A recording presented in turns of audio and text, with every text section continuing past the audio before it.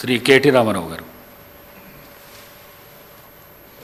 అధ్యక్ష, ముందుగా తమరికి ధన్యవాదాలు అధ్యక్ష. ఎందుకంటే ఒక యువ శాసనసభ్యురాలు ఇవాళ అనుకోని పరిస్థితుల్లో మన మధ్యన లేని ఈ సందర్భంలో మరి కేవలం ఈ ఒక్కరోజు మొత్తం కూడా సంతాప తీర్మానం మీదే అమ్మాయి గురించి మాట్లాడడానికి అందరికీ అవకాశం ఇచ్చినందుకు ముందుగా తమరికి ధన్యవాదాలు అధ్యక్ష. నిజంగా కూడా కొన్ని సందర్భాలు దిగ్భ్రాంతిని కలిగిస్తాయి అధ్యక్ష. ఇవాళ జ్ఞాని సాయన్న గారు ఇప్పుడే ముఖ్యమంత్రి గారు చెప్పినట్టు ఒక సీనియర్ శాసనసభ్యుడు, 5 సార్లు గెలిచిన మంచి వ్యక్తి, మృదు స్వభావి, ఎప్పుడు ఎక్కడ ఎవరిని కలిసినా ఏ పార్టీలో ఉన్నా ఒక అజాత శత్రువుగా మంచి పేరు తెచ్చుకున్న వ్యక్తి జ్ఞాని సాయన్న గారు అధ్యక్ష. గతంలో పెద్దలు కేసీఆర్ గారి నాయకత్వంలో సాయన్న గారు మేము అందరం కూడా కలిసికట్టుగా నగరాభివృద్ధికి ఎన్నో రకాలుగా కంటోన్మెంట్ కానీ తర్వాత నగరంలోని వివిధ ప్రాంతాలకు సంబంధించి కానీ చాలా కమిట్మెంట్తో పనిచేసిన నాయకుడు సాయన్న గారు అధ్యక్ష. సాయన్న గారు అదేవిధంగా మా గౌరవ ముషీరాబాద్ శాసనసభ్యులు ముఠా గోపాల్ గారు చిరకాల స్నేహితులు అధ్యక్ష. దాదాపు దశాబ్దాల స్నేహం వారిద్దరిది కూడా. మీకు కూడా మంచి స్నేహితులు అధ్యక్ష వారు.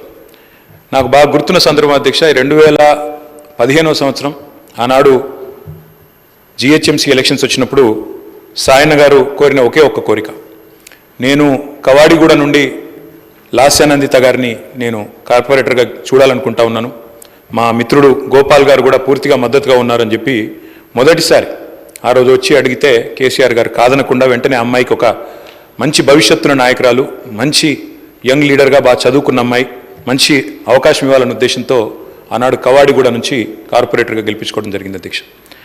కానీ నిజంగా కొన్ని సందర్భాలు ఎట్లా ఉంటాయి అధ్యక్ష అంటే, ఇప్పుడు సాయన్న గారి కుటుంబాన్ని చూస్తూ ఉంటే విధి నిజంగానే వారి మీద పగబట్టిందేమో అన్నంత తీవ్రంగా ఒకే ఒక్క సంవత్సరంలో మరి అటు సాయన్న గారు దుర్మరణం పాలు కావడం, ఆ తర్వాత అనుకోని మరి మమ్మల్ని అందరినీ కూడా విస్మయపరుస్తూ దిగ్భ్రాంతికి గురి చేస్తూ లాస్యానందిత గారు కూడా ఈ రోడ్ యాక్సిడెంట్లో చనిపోవడం, ఇవన్నీ కూడా అత్యంత ఆవేదన కలిగించే అంశాలు అధ్యక్ష. ఒకటే ఏడాది లోపల అటు తండ్రి ఇటు కూతురు చనిపోవడం అంటే ఆ కుటుంబంలో ఎంత విషాదం ఉంటుందో మనం ఊహించవచ్చు అధ్యక్ష. కానీ చాలా చురుకైన అమ్మాయి అధ్యక్ష. ఆనాడు కార్పొరేటర్గా జిహెచ్ఎంసీలో పనిచేసిన, తదనంతరం సాయన్న గారు కొంత ఆరోగ్యం బాగలేకుండా అధ్యక్ష, బాగా డయాబెటీస్ ఎక్కువై చివరికి లెగ్ యాంపిటేట్ చేయాల్సిన పరిస్థితి వచ్చినప్పుడు కూడా ఒకవైపు నందిత మరొకవైపు నివేదిత, ఇద్దరు అమ్మాయిలు పాపం ఆయనతో ఎల్లవేళలా ఎక్కడికి ఏదైనా మీటింగ్కి వచ్చినా, ఆఫీస్కి పోయినా, మంత్రులను కలిసేదున్నా లేదా అధికారులను కలిసేదున్నా ఇద్దరు అమ్మాయిలు కుడి భుజం ఎడమ భుజం మాదిరిగా ఆయనకి రెండు వైపులా ఉండి తీసుకొని పోయేవాళ్ళు అధ్యక్ష. మా దగ్గర కూడా చాలాసార్లు ముగ్గురు కలిసే వచ్చేది.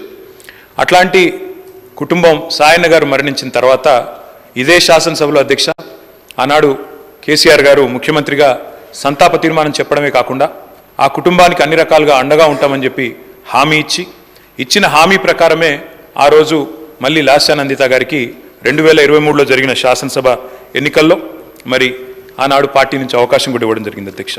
ఇప్పుడే ముఖ్యమంత్రి గారు చెప్పినట్టు కంటోన్మెంట్లో సాయన్న గారు చేసిన సేవ, రాజకీయాలకు అతీతంగా కలిసి ఉండే మంచి వ్యక్తిత్వం, ఎన్నింటి వల్ల నందిత గారికి కూడా తప్పకుండా తండ్రి గారి ఆశీస్సులతో పార్టీ అండతో బ్రహ్మాండమైన మెజారిటీతో అమ్మాయి కూడా గెలిచింది అధ్యక్ష.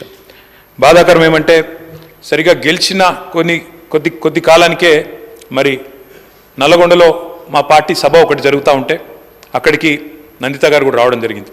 ఆ రోజు కూడా రోడ్ యాక్సిడెంట్ అయింది. తన కారుకి పూర్తి స్థాయిలో ధ్వంసమై అమ్మాయి స్వల్ప గాయాలతో బయటపడ్డా కూడా మరి చాలా ఇబ్బంది పడ్డది అధ్యక్ష. చాలా మనోవేదనకు కూడా గురైంది. తదనంతరం వాళ్ళ ఇంట్లో కూడా ఒక చిన్న యాక్సిడెంట్ అయింది. వరుసగా అదేదో పగబట్టినట్టే నల్లగొండలో ప్రమాదం, తర్వాత అక్కడ లిఫ్ట్లో ప్రమాదం, ఆ తర్వాత మళ్ళీ అనుకోకుండా ఈ ఓఆర్ఆర్ మీద జరిగిన రోడ్ యాక్సిడెంట్లో అమ్మాయి మరణించడం జరిగింది అధ్యక్ష.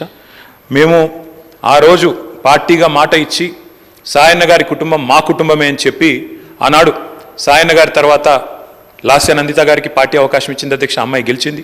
దురదృష్టవశాత్తు ఏడాది లోపలే అమ్మాయి మరణిస్తే తిరిగి వారి సోదరి నివేదిత గారికి మొన్న జరిగిన ఉప ఎన్నికల్లో కూడా అవకాశం ఇచ్చింది అధ్యక్ష పార్టీ నాయకత్వం, కేసీఆర్ గారు. కానీ దురదృష్టం ఉప ఎన్నికల్లో మొన్న మా పార్టీ ఓటమి పాలు కావడం జరిగింది అధ్యక్ష. నిజంగా కల్లో కూడా అనుకోలేదు. చురుకైన ఒక నాయకురాలు, మంచి వ్యక్తిత్వం, మంచి విద్యార్హతలు కలిగిన ఒక మహిళ ఈ శాసనసభలో అడుగుపెట్టిందని చెప్పి సంతోషపడ్డాం. భవిష్యత్తు ఉజ్వలంగా ఉంటుంది అమ్మాయికి అని చెప్పి ఆశించినాం.